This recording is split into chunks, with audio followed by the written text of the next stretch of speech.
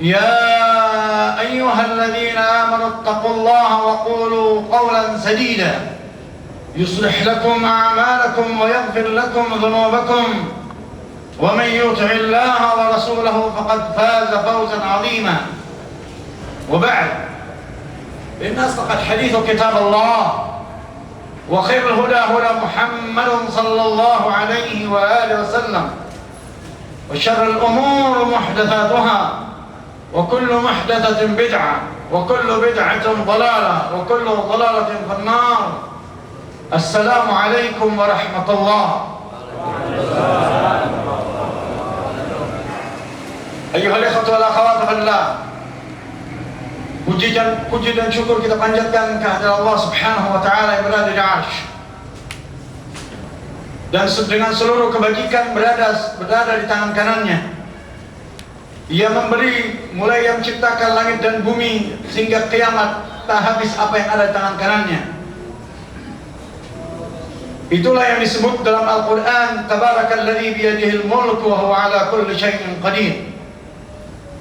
Salawat dan salam semoga dilimpahkan oleh Allah Subhanahu wa taala kepada Nabi Muhammad sallallahu alaihi wa alihi wasallam, dengan seluruh sahabatnya radhiyallahu taala anhum, juga pada keluarga beliau, ahlul bait beliau, para istri-istri beliau ummahatul mukminin radhiyallahu anhum ajma'in, dan pengikut sunnah sampai hari kiamat kelak nanti, dan pembenci bid'ah. Ayyuhal ikhwatu fillah, ini malam insyaallah biiznillah bi'auni wa fadlih saya akan membahas bahasan yang tidak terbahas pada hari Senin malam yang lalu atau malam Thulatha.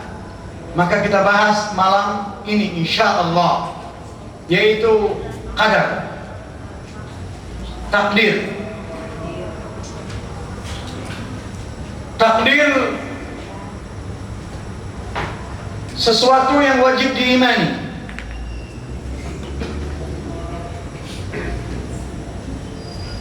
Apabila manusia tidak mengimani takdir ini, ia akan mengalami malapetaka pada dirinya.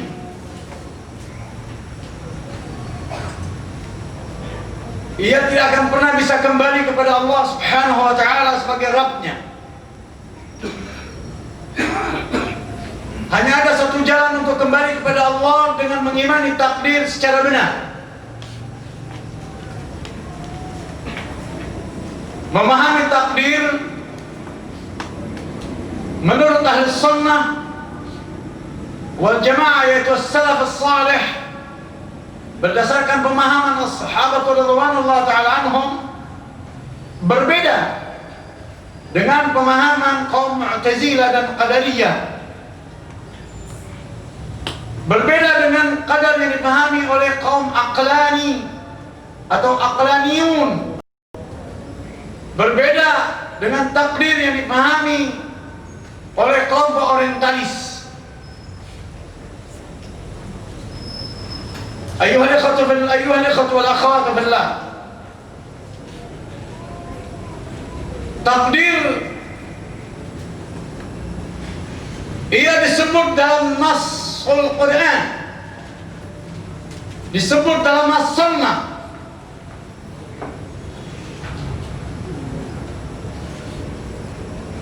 Takdir dijelaskan dalam Al-Quran pada surat yang ke-57 ayat 23 yang berbunyi, A'udzu billahi as-sami'il 'alim minasy syaithanir rajim min hamzihi wa nafthihi wa nafthihi. Qala jalla wa 'ala likai la ta'saw 'ala ma fatakum wa la tafrahu bima atakum. Tafadhal Ustaz.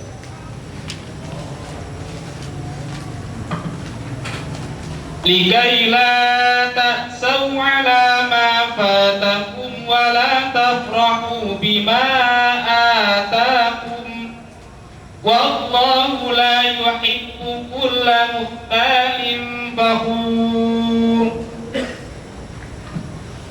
Kami jelaskan yang demikian itu supaya kamu jangan berduka cita terhadap apa yang luput dari kamu, dan supaya kamu jangan terlalu gembira terhadap apa yang diberikannya kepadamu.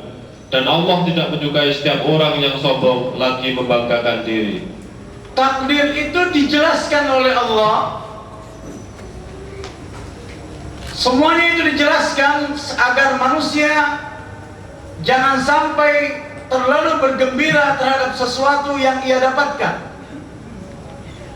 dan tidak pula terlalu sampai murung berduka cita terhadap apa yang luput dari mereka. Itu manfaat mengimani takdir. Jikalau seandainya umat Islam ini mengimani takdir dengan benar, sesuai dengan tuntunan. Ini ada kayak bau asap, bau kebakaran ya. Betul adanya. Nampak. Semoga Allah menyelamatkan kita dari hal-hal takdir. Takdir yang wajib dipahami ialah sebagaimana para sahabat radhiyallahu taala anhum memahami takdir itu.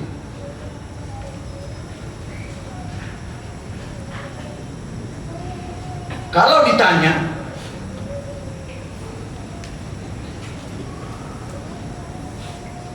kapan Allah ciptakan, adakan yang namanya takdir itu poin pertama.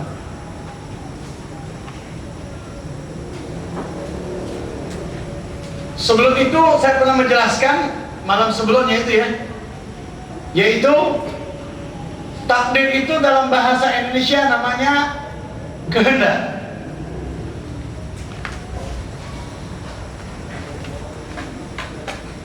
Kita wajib iman pada takdir, yaitu qada dan qadar, untung baik dan buruk. Yang kedua, dalam Islam ada yang disebut masyiah. Sudah saya jelaskan kemarin itu ya, surat 11 ayat 107, 106. Itu masyiah. Fadhal Ustaz.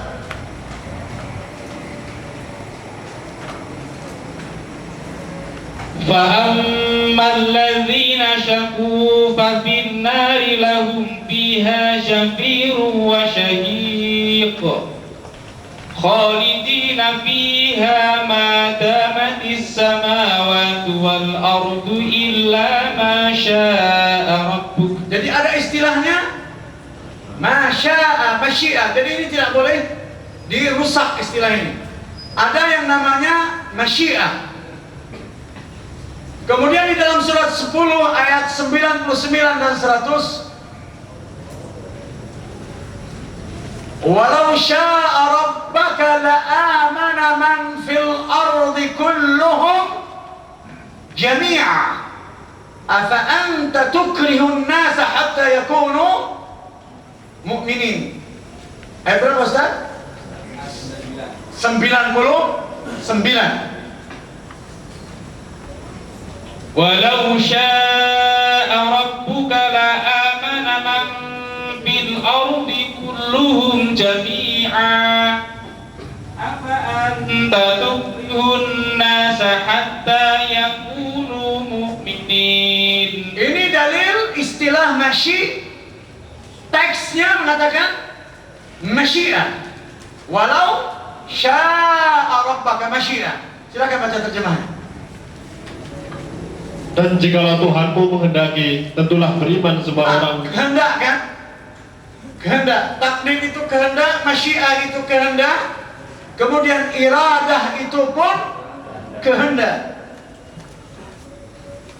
Porsinya sekarang ini, apa proporsinya kita cari.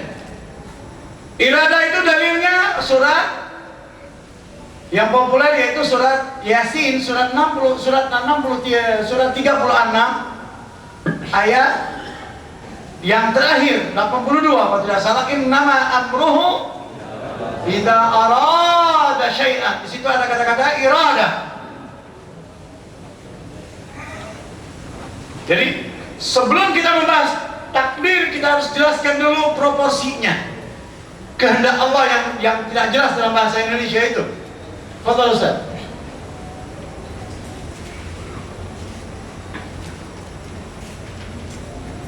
Innama amruhu idza arada syai'an ay yaqula lahu kun fayakun. Sesungguhnya perintahnya apabila dia menghendaki sesuatu. Kehendak lagi nggak?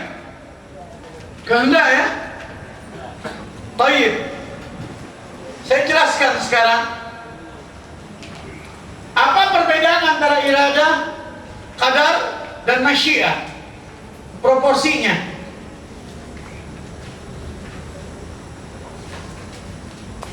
Ada perbedaan antara qada dan qadar. Dalil qada berbeda dengan dalil qadar. Dalil qada Anda bisa dapatkan pada surat 17 ayat 23 sepotong awal. Dan surat 6 ayat 151 sepotong awal. Surat Al-An'am dan surat Al-Isra. Silakan surat Al-Isra. Wa qadha rabbuka alla ta'budu illa iyyahu wa Sudah sepotong awal. Wa qadha rabbuka. Situ ada kata-kata qadha. Kemudian surat 6 Al-An'am ayat 51. Baca terjemahnya dulu Al-Isra, baru ke surat Al-An'am. Dan Tuhanmu telah memerintahkan supaya kamu jangan menyembah selain Dia. Baik, itu qadha. Kemudian buka surat Al-An'am, surat 6 ayat 151. Kita gelar semuanya di atas meja, baru kita bahas.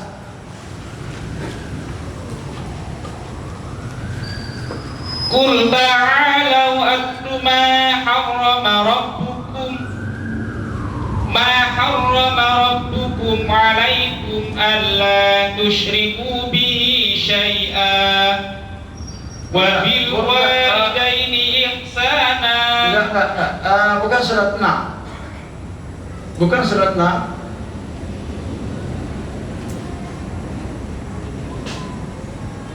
Saya lupa ada satu ayat lagi. Baik, itu dalilnya surat 17 sama satu ayat tentang qadha itu. Baik, saya akan jelaskan proporsi iradah, qadar, dan masyiah. Qadar itu Allah ciptakan, Allah jadikan, Allah tulis segala sesuatunya 50.000 tahun sebelum Ia menciptakan langit dan bumi.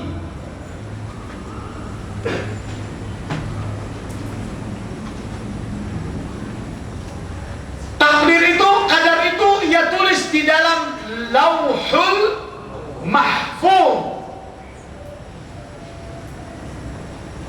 Posisi Lauhul Mahfuz di dalam arsy itu, ia berada di sudut kanan arsy. Seluruh ilmu Allah taruh di situ. Dalilnya,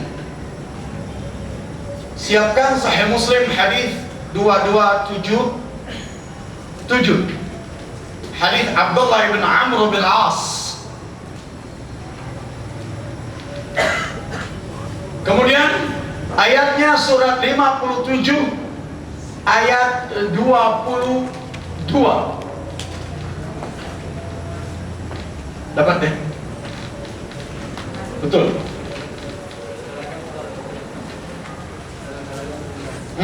Baca 2557. Enggak baca dulu, betul nggak itu? Sepotong akhirnya apa? Oke. Baik, fadhal baca ayatnya Ustaz. Ma asaba min musibatin fil ardi wala fi anfusikum illa fi kitabin min qabli an nabra'aha Inna dzalika 'ala Allahi yasir.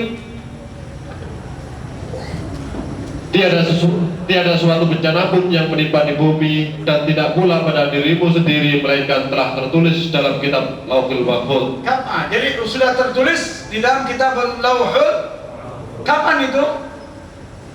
Sebelum kami menciptakannya. Sebelum menciptakan segala sesuatu, takdirnya terlebih dahulu sudah ditulis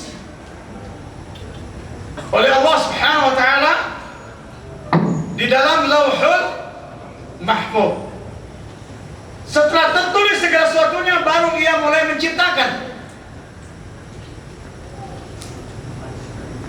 Waktunya kapan?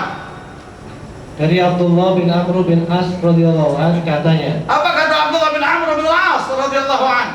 Dia mendengar Rasulullah sallallahu alaihi wasallam bersabda, Allah Ta'ala telah menetapkan segala ketetapan atau takdir bagi seluruh makhluk 50.000 tahun sebelum diciptakannya langit dan bumi. Jadi waktunya dia ciptakan, tentukan takdir seluruh makhluk 50.000 tahun sebelum ia menciptakan segala sesuatunya. Takdirnya sudah ada, ketentuannya sudah ada. Saksinya apa? Dan ketika itu arsy Allah Ta'ala berada di atas air. Ketika itu arsy Allah Subhanahu wa Ta'ala berada di atas air. Ini pernah kita bahas. Dunia belum ada, sedangkan air itu ada di dunia. Perlu saya jelaskan kembali, sebelum ada dunia, air sudah ada. Air yang ada itu bukan yang ada di lautan dunia ataupun sungai-sungai yang ada di dunia, tetapi seluruh air yang ada di bumi ini dan seluruh kehidupan yang ada di bumi, bahkan kehidupan di akhirat nanti, ketika Allah Subhanahu wa Ta'ala membangkitkan manusia, itu tidak membangkitkan manusia dengan kerangkanya langsung, tetapi cukup dengan tulang ekornya diambil. Tulang ekor itu berterbangan seperti anai-anai. Lalu setelah sampai di akhirat, ia disiram dengan air, namanya ma'ul haya, air kehidupan. Lalu tumbuh seperti orang ingin menanam ketimun, tidak perlu dia taruh ketimunnya tetapi bijinya, lalu disiram air lalu tumbuh. Begitu pula menanam bayam, tidak perlu bayam yang ditambah tapi ditanam tetapi bijinya. Hasilnya akan sama.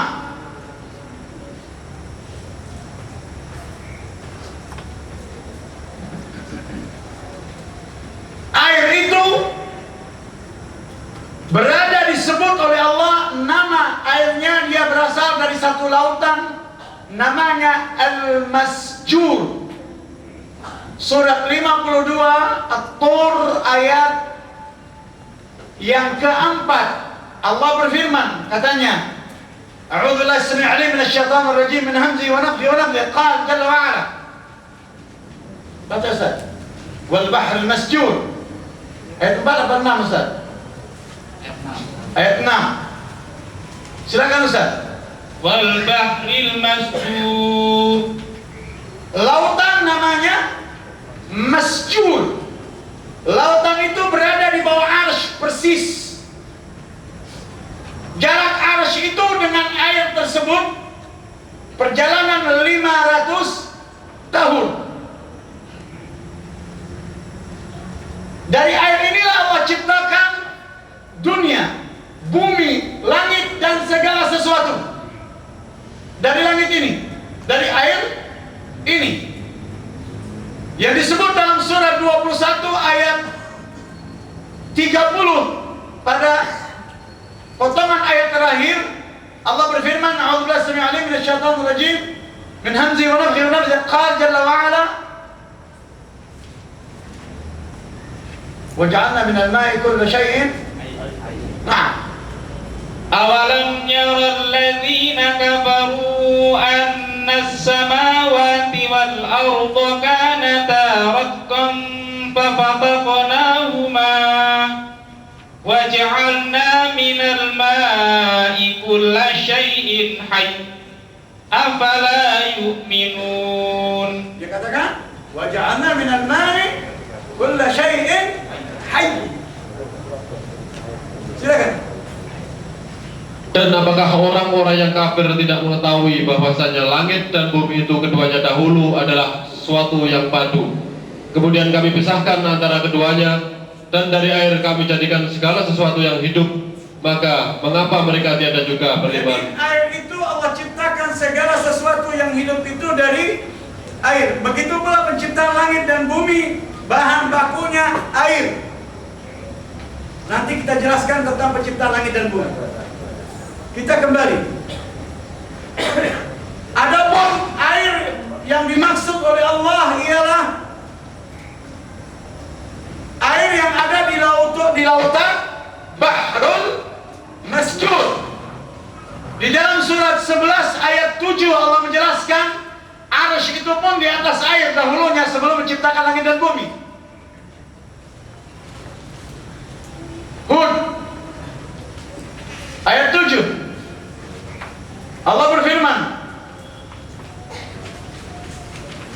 وهو الذي خلق السماوات والأرض في 6 أيام وكان عرشه على الماء ليبلوكم أيكم أحسن عملا. baik. Dan dialah yang menciptakan langit dan bumi dalam 6 masa, dan adalah arsinya di atas air, agar dia menguji siapakah di antara kamu yang lebih baik amalannya. Jadi ada kesaksian antara Al-Quran dengan As-Sunnah.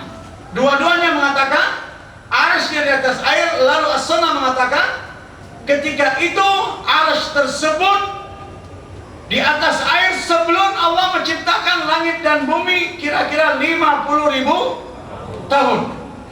Sebelum arsy itu dipikul oleh para malaikat. Karena dipikulnya arsy itu oleh para malaikat seusai menciptakan langit dan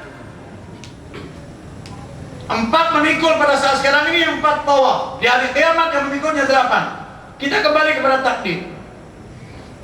Takdir itu Allah ciptakan kapan? 50.000 tahun sebelum Ia menciptakan langit dan bumi. Itu takdir. Lalu kalau kita tanya, takdir itu ditulis di mana? Lauh Mahfuz. Itu namanya apa? Ilmu Allah, dia tulis di dalam Lauhul Mahfuz. Yang kedua, mana lebih dahulu antara iradah sama takdir? Terlebih dahulu iradah sebelum takdir.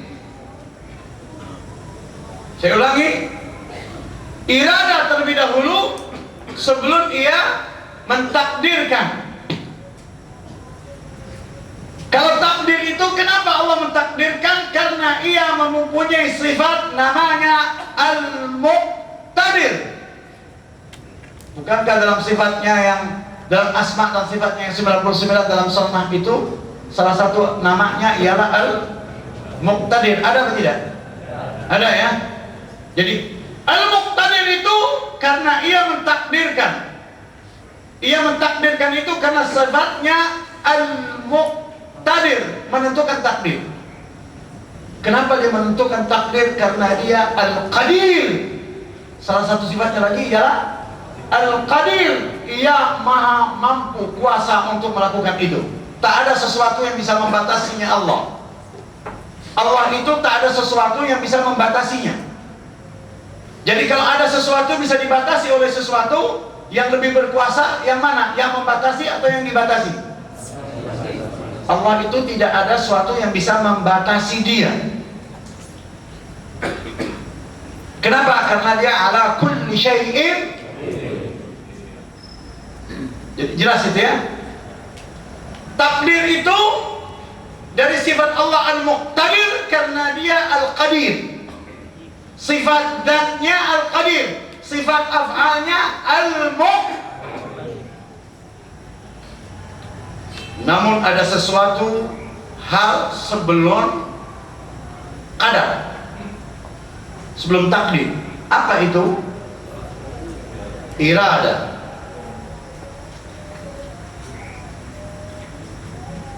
Disebut dalam Al-Quran, innama amruhu idza arada syai'an.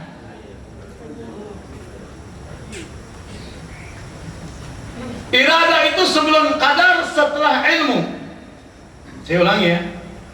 Iradah itu sebelum qadar, tetapi setelah ilmu.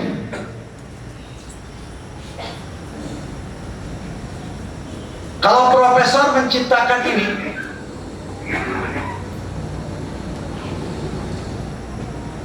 sebelum dia menciptakan ini, dia harus berilmu terlebih dahulu atau tidak? Allah Subhanahu wa ta'ala sebelum menciptakan sesuatu, dia telah disebut Al-Alim. Tidak ada sesuatu yang lepas dari ilmunya, baik dahulu, sekarang, dan yang akan datang. Bahkan ketika manusia menciptakan ini, sebelum ada dia, manusia tidak masuk di akal manusia adanya HP, tetapi setelah terwujud ada, baru manusia masuk ke dalam akalnya. Tetapi Allah telah mengetahui tentang itu, karena ia menciptakan seluruh otak yang ada di bumi ini. Tanpa otak bisa nggak menciptakan ini? Baik, yang menciptakan otak siapa? Mungkinkah dia tidak tahu? Baik. Jadi Allah itu salah satu sifatnya ialah Al-Alim. Itu sifat zat. Kemudian ada sifat yang kedua, Alimul Ghaibi Wasyahada. Dia Alimul, itu sifat fi'liyah, perbuatan. Karena Allah itu Al-Alim, berilmu start awal, tidak seperti profesor bodoh startnya. Karena kalau profesor itu kan start awalnya bodoh. Nggak percaya Anda, apa begitu dia lahir langsung pintar? Ngomong aja nggak bisa kalau nggak diajarin ibunya. Mungkin bisa ngomong gitu kalau nggak diajarin ibunya. Jadi begitu dia lahir, manusia itu bodoh, tidak mengetahui apa-apa. Allah mengatakan pada surat 16 ayat 87, Wallahu akhrajakum min butuni ummahatikum la ta'lamuna syai'ah. Fadhal Ustaz. An-Nahl surat 16 78 atau 87 Ustaz? Wallahu akhrajakum min butuni ummahatikum 78. Silakan. Wallahu akhrajakum min butuni ummahatikum la ta'lamuna syai'an wa ja'ala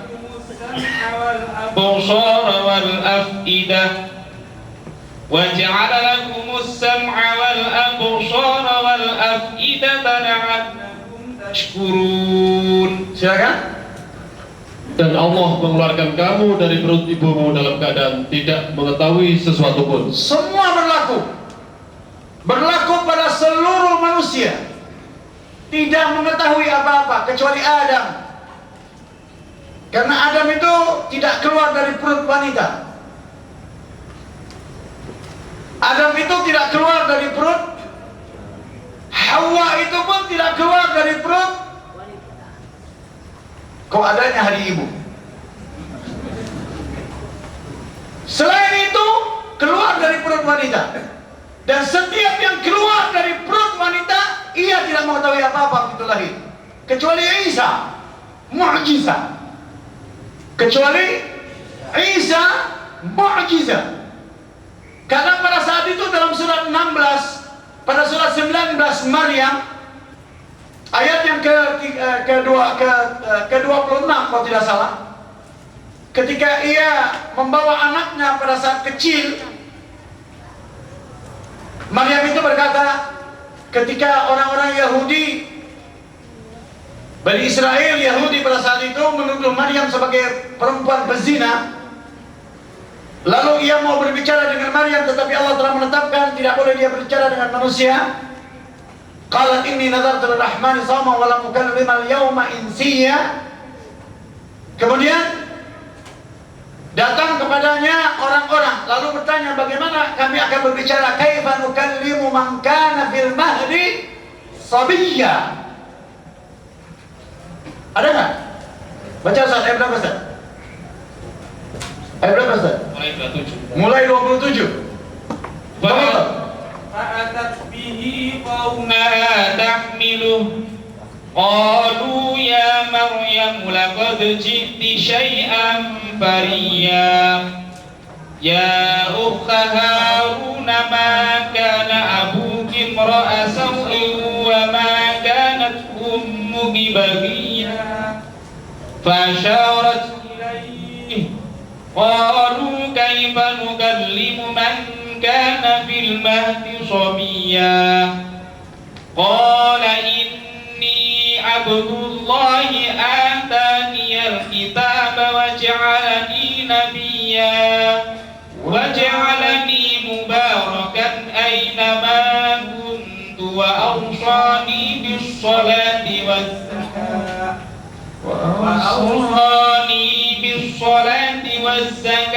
ما دمت حيا. Nah, terjemah sampai ayat 31. Maka Maryam membawa anak itu kepada kaumnya dengan menggendongnya. Kaumnya berkata, Apa kata kaumnya? hai Maryam, sesungguhnya kamu telah melakukan sesuatu yang amat mungkar. Hai saudara perempuan Harun, ayahmu sekali-kali bukanlah seorang yang jahat dan ibumu sekali-kali bukanlah seorang pezina. Jadi dia menuduh Maryam berzina. Kemudian Maka Maryam menunjuk kepada anaknya. Mereka berkata, bagaimana kami akan berbicara dengan anak kecil yang masih dalam ayunan? jadi tidak ada seorang anak yang lahir bisa berbicara, mustahil, kecuali mu'jizat. Maka Isa itu berbicara karena mu'jizat. Mu'jizat dengan sihir itu hampir tipis membedakannya. Tanpa ada ilmu dan iman serta akidah, tak terpisahkan.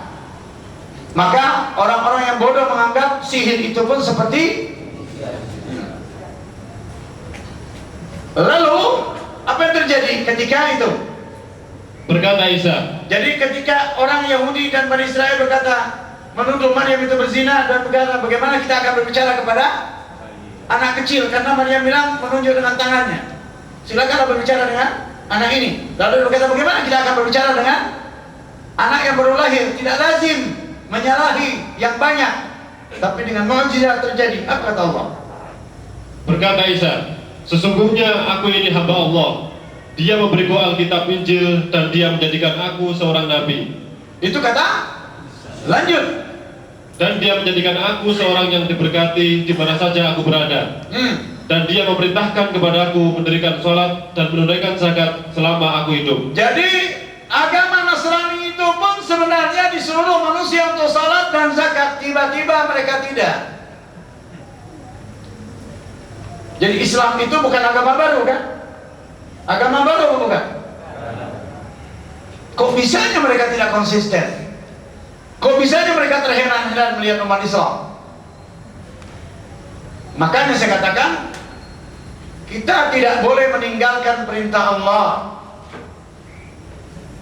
Kembali kepada takdir.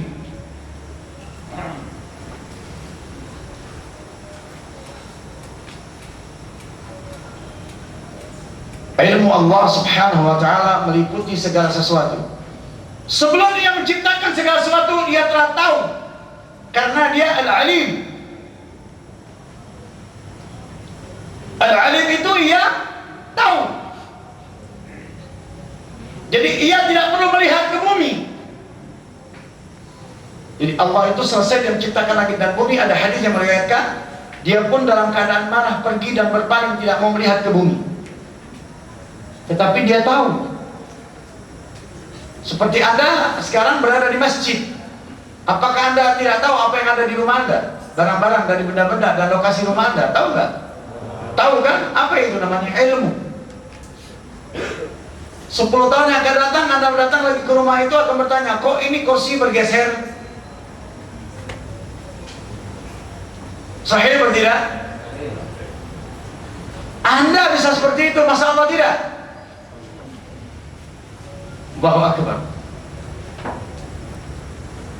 Kemudian Anda punya kelemahan. Kalau dia punya malaikat penyaksi Anda tidak punya itu. Ditaruhnya malaikat kanan dan kiri, di depan dan di belakang untuk saksi, bukan untuk kepentingan dia, tapi untuk kepentingan manusia. Termasuk jin yang di kanan, kiri, depan, belakang itu pun akan menjadi saksi terhadap Anda sendiri. Bukan untuk kepentingan Allah, tapi untuk menegakkan hujjah. Artinya dia tahu. Artinya Allah itu Al-Alim, sifat dati. Jadi Allah itu tidak start dari tidak tahu, dia start dari tahu. Yang kedua, berbeda dengan sifat alimul ghaib wasyahada. Sifat alimul ghaib itu memberitahu. Ghaib itu bagi Anda, bagi Allah tidak. Maka berkata alimul ghaib, mengetahui yang ghaib. Ia mengetahui yang gaib menurut Anda, tetapi dia tidak ada suatu yang gaib baginya. Paham itu? Paham itu? Nah, saya ulangi ya. Jadi di dalam surat 59 Al-Hasyr ayat 21 Allah berfirman, katanya,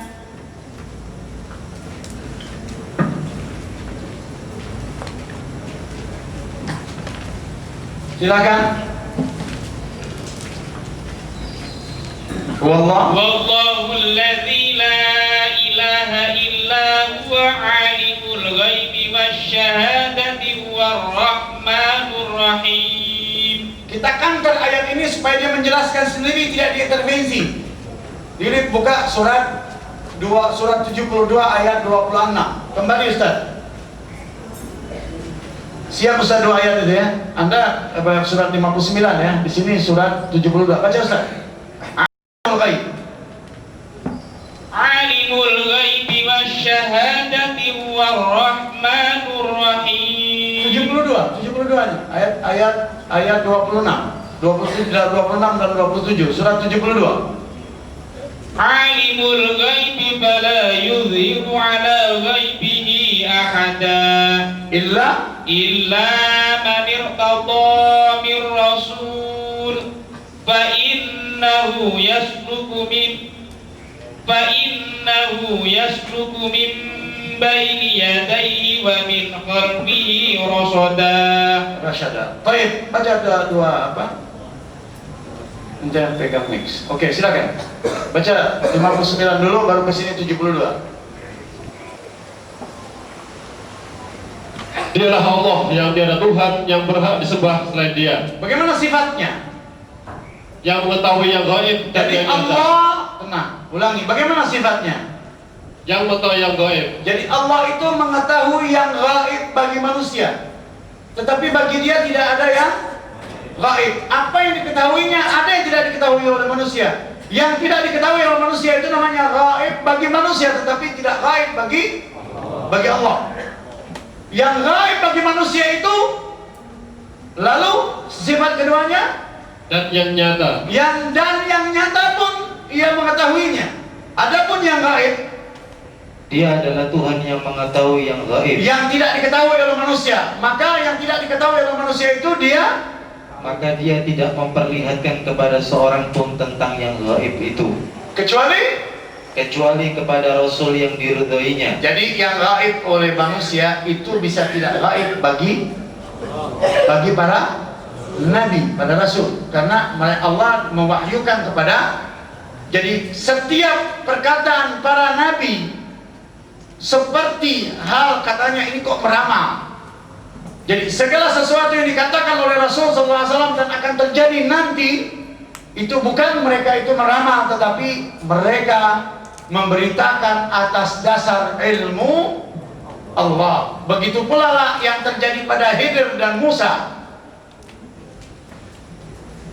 Apa yang terjadi pada Khidir itu pemberitahuan Allah kepadanya melalui wahyu, dan wahyu itu tidak diberitahu kepada Musa. Benar atau tidak? bentrok. Bukan lebih pintar satu dengan yang lain.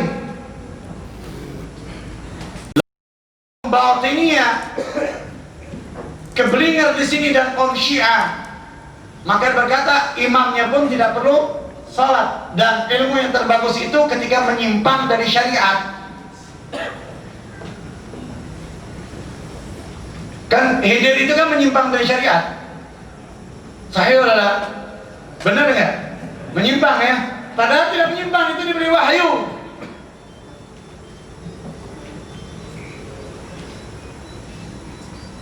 Lalu orang berkata ilmu yang paling baik itu bukan yang ada dalam Al-Quran dan As-Sunnah, itu ilmu kuno katanya. Lalu jadilah dia jaringan iblis laknat. Jil itu. Semoga Allah menghinakannya. Kemudian Allah itu startnya tidak didahului oleh ketidaktahuan, tapi startnya al-alim. Setelah dia berilmu, maka ia beriradah. Maka salah satu sifat Allah itu ada juga yang 99 itu dalam hadis. Salah satunya ialah al-murid. Iya apa tidak? Iya apa tidak? Al-murid itu, maka karena Allah al-murid, maka ia beriradah, arada, berkehendak.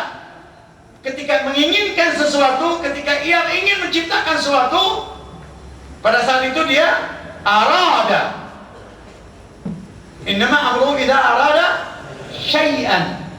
Syai' itu ghairullah syai', siwallah syai'. Selain daripada Allah, menurut Allah sesuatu. Tapi Allah itu bukan syai', laisa syai', bukan sesuatu. Ketika ia menginginkan syai' sesuatu, arada syai'an, maka kawinlah antara sifat iradah dan al-halim. Ada nggak sifat Allah itu al-halim? Ada nggak yang 99 itu namanya salah satu al-halim? Ada nggak? Bergabung dua sifat ini, al-murid sama al-halim. Apa al-halim itu? Kalau mimpi bahasa Arabnya apa? Halama. Karena dia halama, lima halama li'annahu al-halim. Mengapa dia mengimpikan sesuatu? Karena dia al-halim. Saya kasih tahu, saya kasih contoh. Allah laisa kamitslihi. Tapi saya ingin ngambil perbandingan supaya Anda dapat memahami. Seorang insinyur, ketika Anda minta ia untuk membuat rumah, tentu dia akan menggambarkan ada rumah. Pelaksananya orang lain ya. Baik, nggak mungkin si insinyur suruh ngaduk naik bikin batang, nggak mungkin. Pelaksananya orang lain. Baik. Apa yang akan dilakukan ketika Anda minta dia menggambar rumah Anda? Yang pertama, apakah dia langsung menggambar atau melihat peta lokasi terlebih dahulu? Melihat peta lokasi dan mendatangi lokasi itu ya. Baru dia apa?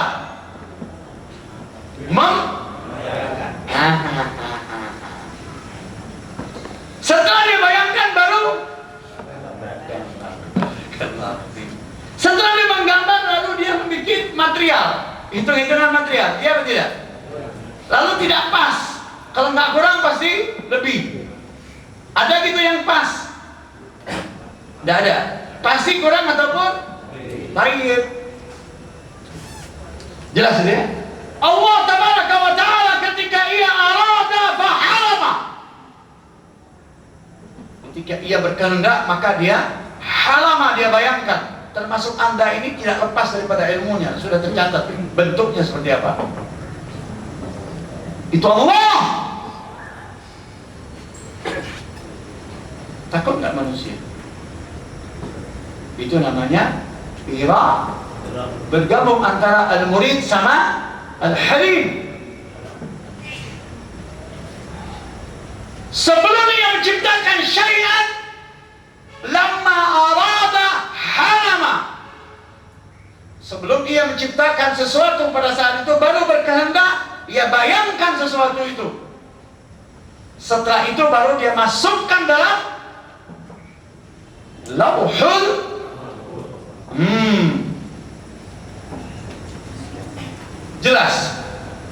jelas itu, faham, ngerti anda ini? Jelas ya, tidak remang kan? Baik. Jadi apa perbedaan antara iradah sama qadar? Proporsinya, qadar 50.000 tahun sebelum menciptakan langit, iradah itu sebelum takdir.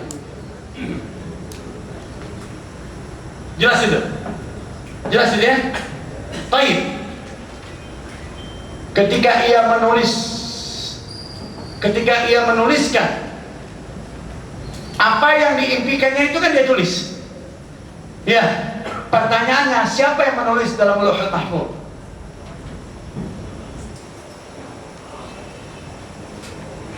Siapa yang menuliskan hal itu dalam Lauhul? Siapa? Oke, baik. Kalau Allah langsung apa tidak? Langsung apa tidak? Saya ulang. Jadi Allah megang pulpen lantas nulis sendiri gitu? Jadi loh. Lah, Allah telah menciptakan qalam. Orang Indonesia bilang pena. Buka tafsir Ibnu Katsir jilid 4, buka surat 68 ayat 1. A'udzubillahi samil alim minasyaitonir rajim min hamzi wa nafthihi wa nafthihi qala jalla wa ala Nun wal qalami wa ma yasturun.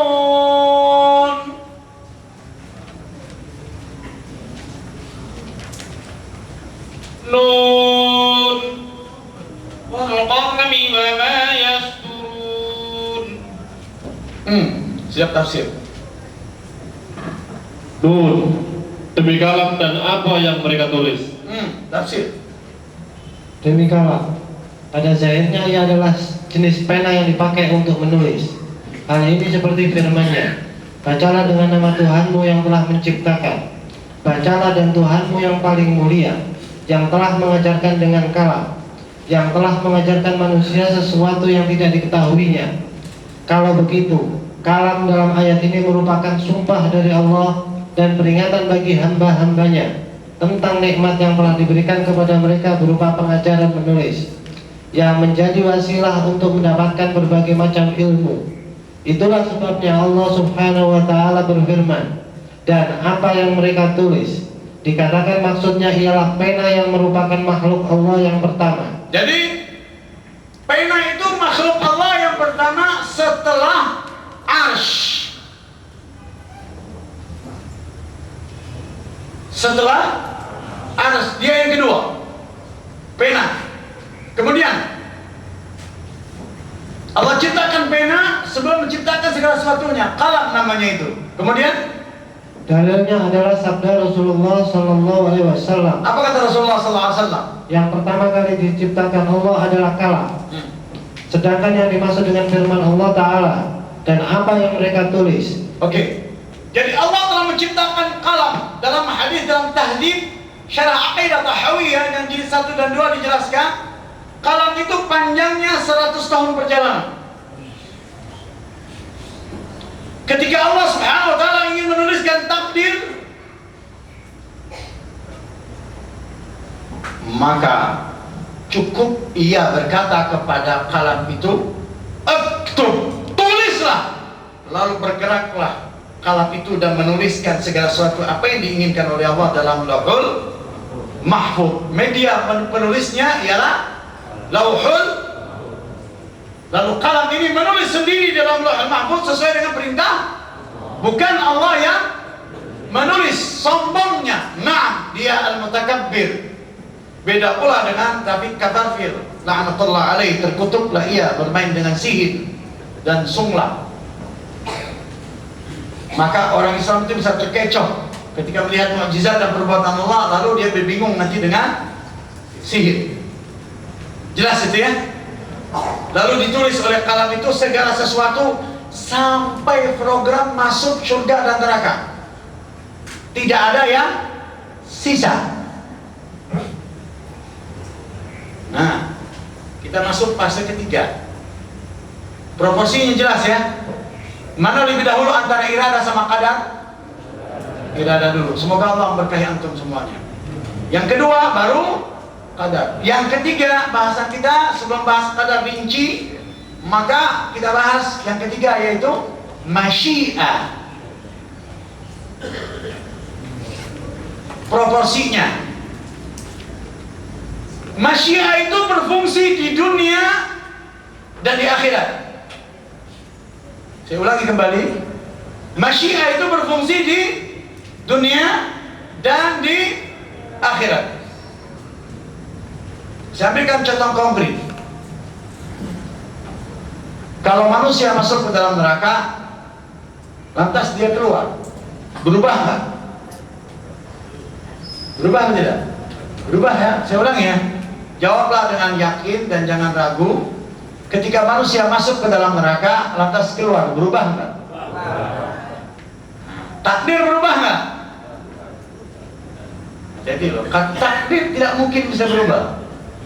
Saya ulangi, takdir yang di dalam Lauhul Mahfuz itu mustahil. Saya sekarang bicara tentang masyiah, lepaskan takdir. Kita punya komitmen dasar, takdir itu mustahil bisa berubah yang ada dalam Lauhul. Orang masuk ke dalam neraka lantas keluar, berubah atau tidak? Berubah. Tidak boleh Anda kaitkan dengan takdir, hati-hati. Saya jebak Anda. Takdir itu berubah atau tidak? Itu jawabannya. Kita harus punya komitmen dasar. Jangan dikecohkan orang, lantas Anda kecoh. Sebagaimana orang-orang jil dan para Madinah itu diwasbrand, dicuci otaknya oleh orang kafir dengan Islam itu sendiri, dengan Al-Quran dan As-Sunnah itu sendiri, lalu mereka bingung. Tidak boleh kita seperti itu. Kita katakan, masyiah itu porsinya di mana? Dunia dan akhirat. Orang masuk ke dalam neraka lantas keluar, berubah atau tidak? Berubah. Takdir berubah atau tidak? Nah, ingat itu ya. Ingat kita komitmen dasar. Dalilnya mengatakan masyiah itu berfungsi di akhirat. Surat 11 tadi ayat 107. Mulai ayat 105 sampai dengan ayat 107. Kemudian surat 7 Al-A'raf cerita ashabul A'raf. Fadhal Ustaz. Hakim siap jilid 2 Al-A'raf cerita tentang wa'al Al-A'raf. Fadhal Ustaz. Khalidina Enggak, boleh 105 Ustaz. Yauma ya'ti la takallamu nafsun illa bi'izni wa minhum syaqiyyun wa sa'id. 11 apa 10 Ustaz? 105 sampai dengan 107. Baik, silakan ulangi. Yauma ya'ti la tukallamu nafsun illa bi'izni faminhum syaqiyyun wa sa'id. Paham? Lanjut Ustaz sampai 107. Fa ammal ladzina syaqu fa bin nari lahum fiha zafirun wa shahiq. Khalidina fiha ma damatis samawati wal ardu illa ma syaa rabbuk. Inna rabbaka fa'alun lima yurid. Siap ya Pak. Jika datang hari itu, siap Ustaz. tidak ada seorang pun yang berbicara. Ustaz siap 7 Al-A'raf wa 'alal A'raf Ustaz ya. Mulai ini. Jika datang hari itu, hari kiamat, tidak ada seorang pun yang berbicara, melainkan dengan izinnya. Maka di antara mereka ada yang celaka dan ada yang berbahagia. Kemudian, adapun orang-orang yang celaka, maka tempatnya di dalam neraka. Di dalamnya mereka mengeluarkan dan menarik nafas dengan merintih. Kemudian Mereka kekal di dalamnya selama ada langit dan bumi, kecuali jika Tuhanmu menghendaki yang lain. Nah, kalau dia sudah dalam neraka, Allah menghendaki yang lain, keluar apa tetap? Berubah nggak? Berfungsi di akhirat ya, masyiah itu ya.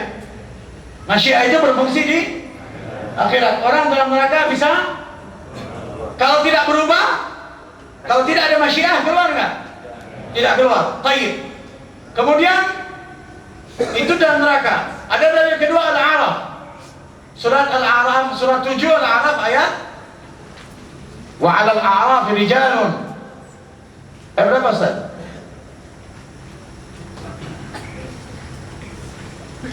$30 sekian atau 40 sekian Ustaz?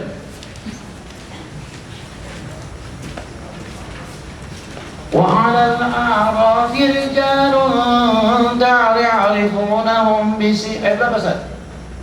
46. Ayat 46. Silakan catat surat 7 Al-A'raf ayat 46. Ini sebelum di neraka, ketika dia di atas A'raf antara surga dan neraka. Silakan 46 Abdul Hakim, jangan lewat. Fadhal. Wa bainahuma hijab. Wa Wa 'alal a'rafi rijalun ya'rifuna kullam bisimahum wa nadaw ashabal jannati an salamun 'alaikum lam yadkhuluha wa hum yatma'un. Dan di antara keduanya penghuni surga dan neraka ada batas. Jadi ada antara penghuni surga dan neraka itu ada satu pembatas, satu tempat namanya A'raf. A'raf ini tempat manusia yang amalnya 50% dosa, 50% pahala. Dia terkatung-katung di sini. Tetapi imannya benar. Imannya betul, tetapi di sini ada dosa 50% dan ada pahala 50%. Dia mau masuk ke dalam surga terhalang dengan, ketika dia harus masuk ke dalam neraka terhalang dengan apakah tergantung selamanya? Kecuali lanjut Ustaz.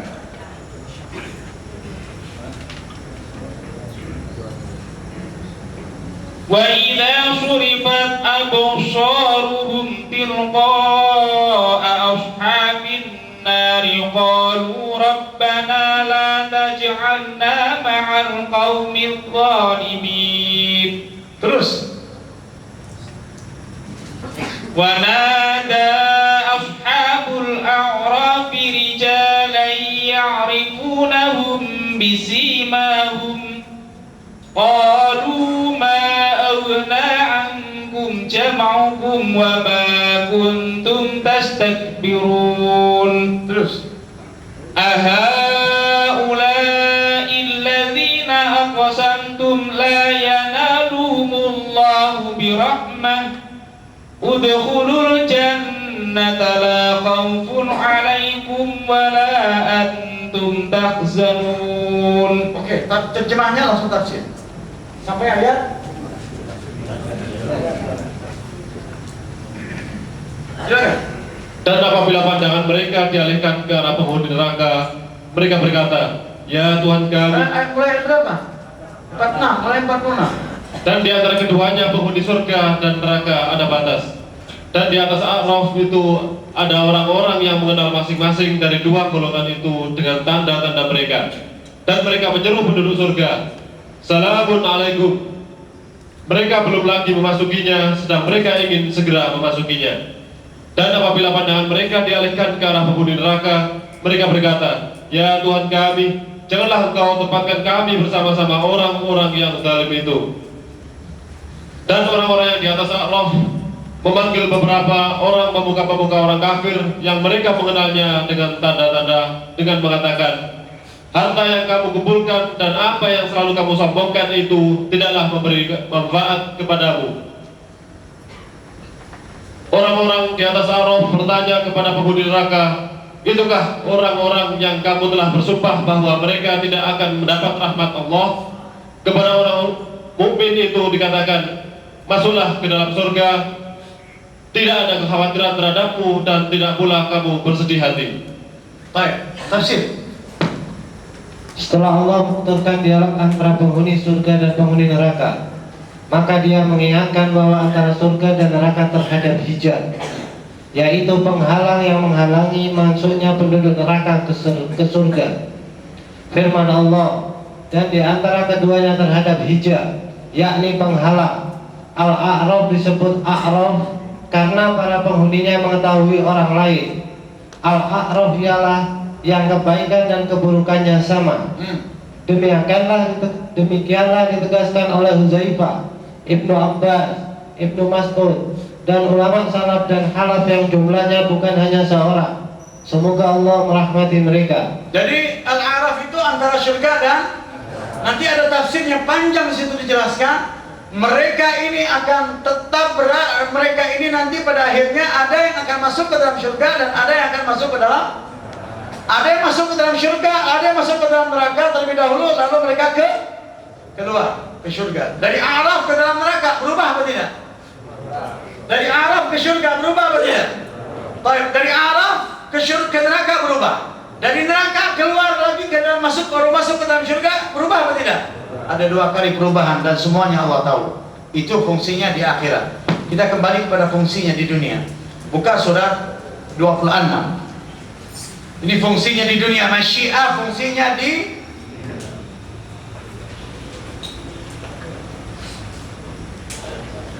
Surah 26 mulai ayat 78 cerita Ibrahim. Alladzi khalaqani. Silakan. Ayat berapa itu? 78. Silakan. Sampai dengan ayat 82.